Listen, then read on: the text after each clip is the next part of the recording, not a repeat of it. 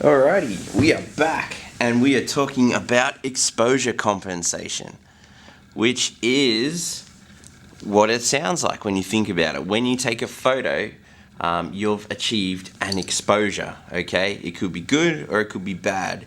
Usually you want it to look good, yeah? You don't want it to be too bright, you don't want it to be too dark, you want it to be just right, okay? A lot of cameras have this, nearly all digital SLRs have this graphical representation here of your exposure before you take a picture, yeah? So if you look at this, there's a 0, yeah? And there's a line, and there's a marker, yeah? See how that line jumps around there? Nice. When your marker is lined up on 0, what you're telling your camera to do is to look at the scene and expose it as best you can for highlights, for shadows, for, the whole scene, okay? That's where I leave my camera on default, right there, right in the middle.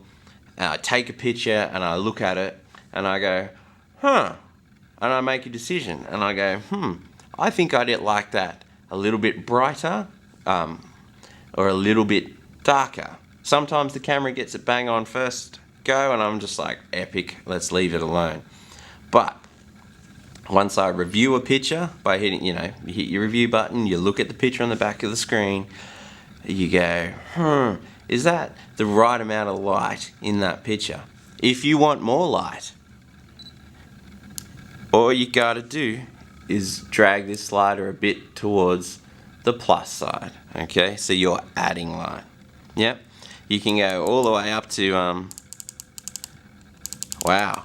On this camera you can add 5 stops of light, which is a lot of light. So if something's too dark, you can increase that.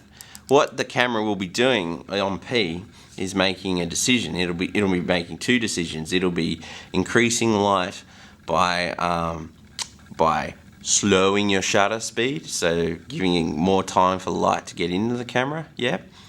And it'll be opening up your aperture, so your F number will be going as low as your lens will allow to let more and more light in, yep. If you want to